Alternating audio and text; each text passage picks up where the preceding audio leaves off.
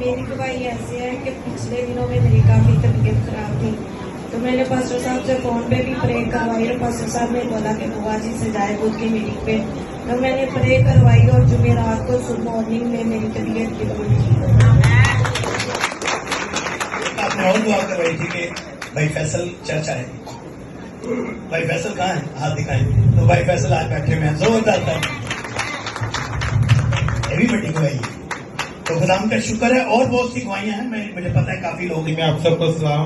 मेरी गवाही यह है कि खुदा ने मुझे औलाद जैसी बरकत दी और खुदा का बड़ा शुक्र है, उसने बड़ी खुदा ने मुझे बरकत दी है और ये सब हमारे पास्टर की वजह से है।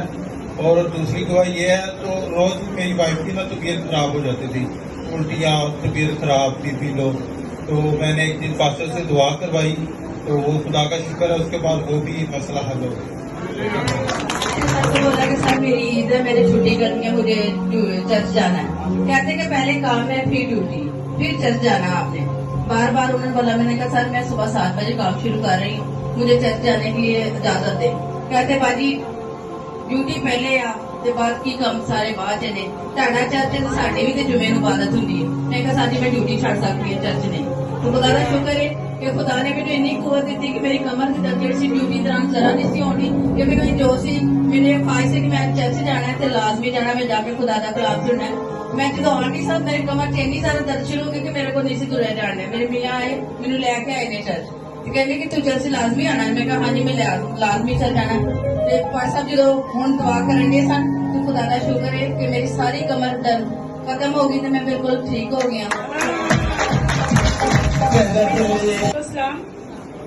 जैसे कि आज की दीपावली कोस्ट है, तो का मसा यहाँ पर मौजूद है, सबका ईमान भी होगा। तो मैंने जब ये अभी आइस बम की, तो मैंने देख रही हूँ, मैं प्रे कर रही हूँ, तो देख रही हूँ कि कबूतर है और ऐसे नीचे उतर है भाई साहब व्हाइट कपड़ों में नीचे उतर है। तो मुझे सुनने के लिए, मुझे नहीं पता मैंने आइस बम की थी, मुझे नहीं पता कि उतर रहे कि नहीं आ रहे ना। तो ऐसे ही जब मुझे भाई साहब ने छुआ, तो खुदा का शुक्र है कि ऐसे सेम जैसे मैंने देखा वैसे ही भाई साहब उतर के तो मुझे मसला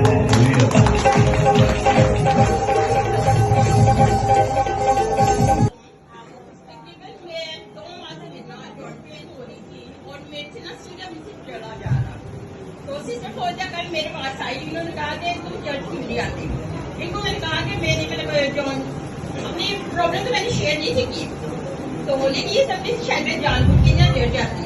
लेकिन मैं जब स्टेज चढ़ी थी, जो मेरे नी जॉइंट थे, जो ये बुजुर्ग होते हैं जो ना वो पेन करते सीरियस करते हुए, जिस वजह से मैं चर्च नहीं आ रही। लेकिन कभी मैं जो से मॉर्निंग टाइम में अर्ली मॉर्निंग मुझे प्रे करती थी। फिर मेरी बड़ी भी मुझे कहती है मामा काफी देर हो गई है, हम लोग ना चर्च नहीं गए। मैंने कहती हम कल साथ में चर्च जाएंगे। और खुदा का शुक्र है, मेरे बापू का जो था मसा मुझे पहले भी मिला हुआ था, लेकिन आज ऐसे खुदा ने मुझे छुआ कि मैं जब प्रे कर रही थी, मुझे फील हो रहा था जैसे कोई चीज मुझे झगड़ा हुआ है और मेरे मुंह से मुझे आवाज नहीं से निकल रही थी और मेरे आंसू ऐसे बह नहीं जा रहे थे। मैं खुदा का बहुत शुक्र करती हूँ कि वो अपने लोगों को अपने तक के खींच के दे आता है। हम तो बहुत दूर भागने की कोशिश करते हैं, शैतान हमें दूर लेके जाता है, लेकिन खुदा अपने बंदे को पकड़ कर अपने पास ले आता है। और मैं अपने हस्बैंड के लिए और अपने बच्चों के लिए भी प्रे करती हूँ, तो खुदा उन्हें भी इसी तरह पकड़े और अपने हजूरी में लेके आए। आमीन। हालेलुया। यीशु मसीह में आप सबको सलाम और ईद पेंतिकोस्त सबको बहुत बहुत मुबारक हो। मेरी गवाही मेरी टीम से है। जब हम शाम की मीटिंग में बैठते हैं 5 से 6, तो कल हमने रखी हुई थी बहनों की मीटिंग। बुआ जी ने कहा कि बहनों और बेटियों को जमा करें ताकि इनको मसा किया जाए, ताकि ये खुदावंद के काम में बढ़े। आपको पता है परसों जब हम हफ्ते इधर चर्च में थे तब भी लाइट नहीं थी, तो जब सुबह संडे हुआ तो तब भी यहाँ की लाइट नहीं थी। हमारे भी उधर गई, लेकिन इधर शायद ज्यादा देर तक गई है। और बाजी शमीम का फोन आया कि 3 बजे थे, तो कहते हैं कि तुसा ने सारे इलाके की लाइट भेज छड़ी है। मैं क्या मैं तो नहीं भेजी, लेकिन खुदावन जेड़ा अजीम है। और जब हम इस मुसीबत को कलाम के जरिए से बोलते हैं ना, तो वो वैसे ही हमारे लिए जाती है।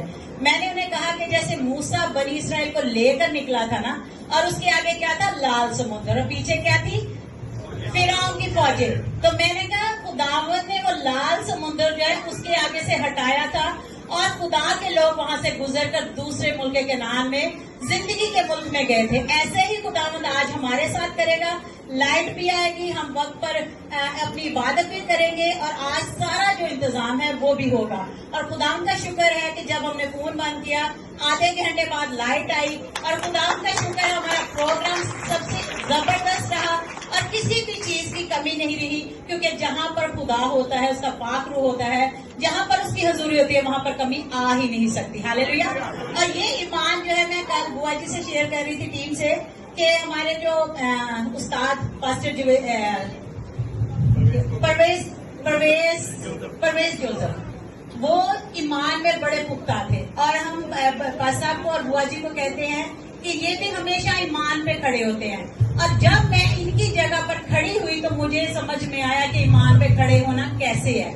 तो ये सीखने की बातें हैं और हम कुछ नहीं करते बल्कि खुदा का पाक रूह सब कुछ करता है और वो हमारी तमाम रुकावटों को पहाड़ों को दूर करता है और अपने नाम को जला देता है। हालेलुया।